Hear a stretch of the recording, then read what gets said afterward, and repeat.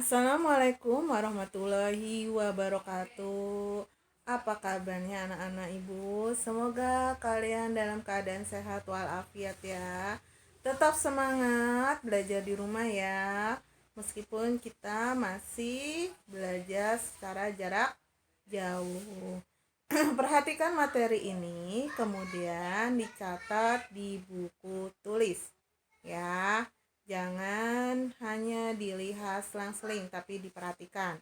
Karena bila kalian memperhatikan, otomatis kalian bisa menjawab materi ini. Oke? Oke, sebelum kita belajar, alangkah baiknya bila kita membaca basmalah. Yuk, kita mulai. Bismillahirrahmanirrahim. Oke, Ibu ucapkan terima kasih terlebih dahulu kepada anak-anak karena minggu kemarin kalian telah mengerjakan semua. Nilainya good job untuk kalian. Tetap semangat ya. Oke, sudah siap mencatatnya? Oke, pada materi hari ini Ibu akan membahas tentang menceritakan kembali isi teks fantasi. Ada apakah di sana? Nah, ada 3 materi yang akan Ibu bahas. Yang satu adalah menentukan tokoh. Satu, menentukan tokoh. Kedua, menentukan latar. Ketiga, menentukan urutan cerita. Ya, jadi ada 3. Menentukan tokoh, menentukan latar, dan urutan cerita. Nah, sekarang menentukan tokoh. Tokoh itu apa sih? Tokoh adalah motor penggerak alur. Nah, individu rekaan pada sebuah cerita sebagai pelaku yang mengalami peristiwa dalam sebuah cerita. Nah, di sini tokoh itu adalah sebagai tokoh utama dalam sebuah cerita. Nah, sebuah cerita teks fantasi bisa bagus, bisa booming, ya kan? Apabila di dalam tokohnya tersebut, tokohnya menjadi berperan yang baik, bisa menggerakkan cerita tersebut menjadi cerita yang baik. Nah, menentukan tokoh dari mana? Dilihat dari tingkah laku, tutur kata, sikap, dan pikiran gagasan, cerita tokoh lain, cerita pengarang. Nah, tingkah laku itu adalah perilakunya. Bagaimana tokoh itu memerankan? Seperti itu ya. Oke, lanjut ke tokohnya terlebih dahulu. Nah, tokoh dibedakan menjadi 2 berdasarkan peran dan sikap atau perilakunya atau karakternya. Sekarang kita lihat dulu dari perannya. Nah, dari perannya, tokoh adalah tokoh yang memiliki peran penting dalam suatu cerita. Nah, tokoh ini merupakan tokoh yang paling banyak diceritakan. Nah, baik sebagai pelaku kejadian maupun pelaku yang dikenai kejadian. Bahkan pada teks fantasi tertentu, tokoh utama senantiasa hadir dalam suatu kejadian dan dapat ditemui dalam setiap cerita yang bersangkutan. Jadi, yang termasuk tokoh utama itu apa sih? Nah, tokoh utama itu adalah tokoh yang selalu tampil, selalu berperan di dalam cerita tersebut, atau dikatakan selalu muncul. Nah, yang kedua adalah tokoh pembantu atau sampingan. Nah, tokoh pembantu atau sampingan itu adalah tokoh yang hanya selang-seling atau hanya memiliki peranan tidak penting dalam cerita. Dan kehadiran tokoh ini hanya sekedar menunjang tokoh utama. Seperti itu ya. Jadi tokoh sampingan itu hanya muncul sekali atau 2 kali. Dia tidak terlalu sering. Nah, kalau sering muncul itu dinamakan tokoh utama. Jadi di dalam peran, berdasarkan peran, tokoh itu terbagi 2, tokoh utama dan tokoh sampingan atau pembantu. Nah, sekarang tokoh dilihat dari perilaku atau sikap atau karakter. Nah, di sini ada 3 sebenarnya. Ibu lupa, 1 belum Ibu ketik ya. yaitu satu tokoh protagonis. Nah, tokoh protagonis apa? Tokoh yang kita kagumi, yang salah satu jenisnya secara populer. Nah, sedangkan tokoh antagonis, tokoh yang menjadi penyebab timbulnya konflik dan ketegangan yang dialami oleh tokoh protagonis. Jadi, kalau protagonis adalah tokoh yang baik, yang lembut, dermawan, itu masuk ke dalam protagonis. Kalau antagonis adalah tokoh yang jahat, judes, cerewet, dan sebagainya, kejam, ya kan? Itu yang jahat, antagonis.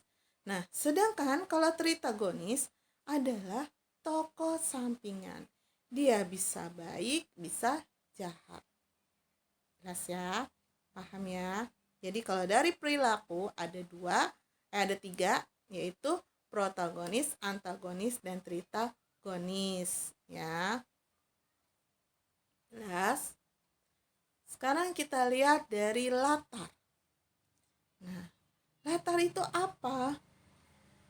Keterangan mengenai ruang, waktu, serta suasana terjadinya peristiwa-peristiwa di dalam suatu karya sastra. Nah, latar di sini ada tiga, yaitu tempat, waktu, suasana. Nah, yang dimaksud tempat apa? Nah, jika kalian berada cerita itu di alam gaib atau planet, nah berarti tempatnya itu alam gaib dan planet. Kalau kalian berwaktu, itu ada hari, jam, ya kan, detik, itu waktu. Suasananya senang, gembira, sedih, mengharukan. Jadi dalam cerita itu tuh menggambarkan peristiwa apa. Kalau peristiwanya mengharukan, berarti suasananya mengharukan. Itu ya. Oke. Sekarang urutan ceritanya. Nah, urutan cerita itu berkaitan dengan alur. Alur urutan rangkaian peristiwa yang membentuk suatu cerita. Alur cerita memiliki beberapa skema, seperti orientasi atau penentuan peristiwa, rangkaian peristiwa, komplikasi yang memperlihatkan suatu sikap, bergerak menuju konflik, serta solusi masalah.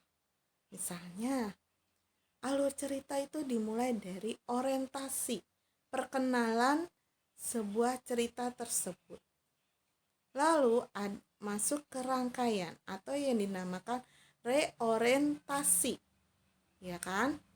Perkenalan masuk langsung ke reorientasi. Rangkaian peristiwa, mulai ada muncul peristiwa-peristiwa yang terjadi. Lalu ada komplikasi, menuju lagi naik, ya kan? Naik. Jadi komplikasi atau konflik, ada masalah. Mulai munculnya masalah. Nah, setelah konflik, turun kembali yang dinamakan resolusi. Nah, resolusi apa itu? Penyelesaian, solusi masalahnya bagaimana. Nah, setelah diselesaikan masalahnya, turun kembali, itu yang dinamakan koda atau penutup. Nah, selesai cerita kesimpulannya. Nah, itu yang dinamakan urutan cerita. Nah, alur itu terbagi 3, yaitu ada alur maju, mundur, dan campuran. Alur maju adalah menceritakan masa sekarang ke masa yang akan datang. Nah, sedangkan kalau alur mundur menceritakan masa sekarang ke masa yang lalu. Tuh maksudnya. Tapi kalau kombinasi atau campuran itu ada 3. Masa sekarang, masa lalu, masa yang akan datang. Itu maksudnya. Jelas ya? Paham? Oke. Oke, di sini ada sebuah cerita Silakan kalian baca, kalian pahami.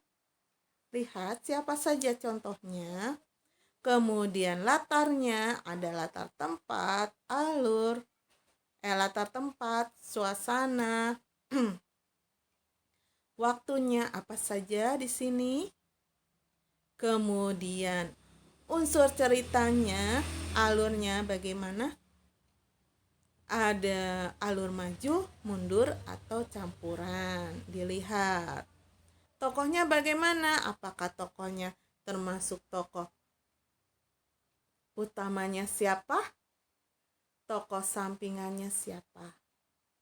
Itu. Ya.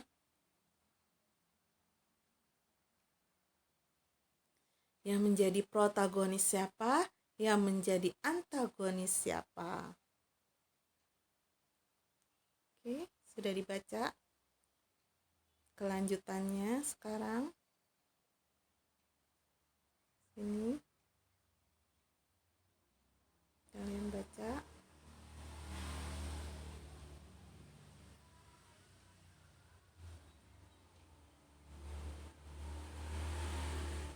Ini udah dibaca. Bagaimana ceritanya di sini? Ini tentang makhluk purba, ya kan? Oke. Sudah dipahami? Nah, di sini ada soal pertanyaan. Nomor 3, pertanyaannya adalah sebutkan jenis latar. Nah, jenis latar apa saja tadi? Ada 3. Ya, apa? Ya. T, W, S. 3 itu ya. T, W, S. Apa saja itu jenis latar? Lalu sebutkan tokoh dari cerita teks dalam materi ini. Nah, tadi di contoh tadi ceritanya tokohnya siapa saja? Kalian sebutkan ya. Soalnya. Oke, sekarang kita masuk lagi ke analisisnya. Nama tokohnya adalah Doni. Doni tadi ceritanya bagaimana? Sebagai apa dia? Wataknya bagaimana? Nah, wataknya pantang menyerah dan suka membantu. Dari mana tahu dia pantang menyerah dan suka membantu? Nah, dibuktikan dengan kalimat di sini. Aku terus berusaha meyakinkan sahabat-sahabatku. Aku mengotak-ngatik komputer Luminaku dengan cepat. Aku memutuskan untuk tetap mengembalikan manusia purba itu. Orang tuaku tak pernah mengajarkanku untuk melarikan diri, sesulit apapun masalah yang ku hadapi. Tuh, ya. Situ. Oke. Sudah? Lanjut.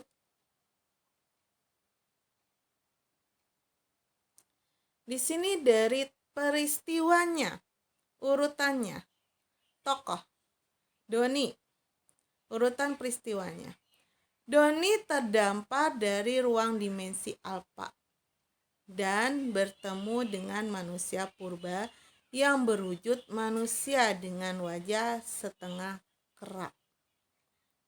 Doni memutuskan untuk mengembalikan ke habitatnya yang asli. Jika tidak, manusia purba itu akan mati dalam 12 jam. Padahal, jika ia tidak berhasil mengembalikannya dalam 8 jam, Doni sendirilah yang akan mati. 3. Doni mengutak-atik komputer Luminanya dengan cepat. Ia bertaruh dengan waktu. Ia harus menyelesaikan masalah yang telah dibuatnya sendiri sebagai bentuk tanggung jawab. Jelas? Ini maksudnya. Oke? Ini peristiwanya. Oke.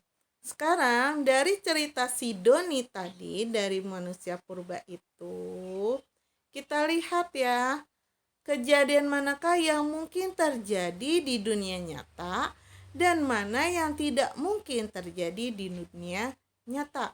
Sekarang mungkin terjadi dalam dunia nyata. Adanya gelombang biru yang mirip aurora. Adanya gelombang dimensi alfa. Doni ahli dalam komputer dan di dalam lab terdapat alat-alat canggih. Itu. Kemudian di sini yang tidak mungkin terjadi dalam dunia nyata. Adanya perpindahan manusia purba melalui lintas waktu. Adanya tampilan di layar laptop yang menghubungkan dimensi alfa. Terbukanya pagar asteroid hanya dengan mengklik Chrome pada sebuah komputer. Nah, jadi dilihat mana yang bisa terjadi di dunia nyata, mana yang tidak mungkin terjadi di dunia nyata. Seperti itu ya, Nak ya. Oke. Sekarang soal lagi. Bagaimana menentukan tokoh di dalam cerita? Nah, yang kedua, tokoh dibedakan menjadi beberapa. Sebutkan. Nah, jelas ya. Jadi soalnya ada 4. Yang 3 dan 4 tadi sudah Ibu berikan di depan. Sekarang ini 1 dan 2. Oke? Paham? Oke? Oke, sudah selesai. Terima kasih kalian sudah mendengarkan. Semoga kalian tetap semangat, tetap sehat ya. Meskipun kita belajar melalui jarak jauh. Oke, Ibu ucapkan wassalamualaikum warahmatullahi wabarakatuh.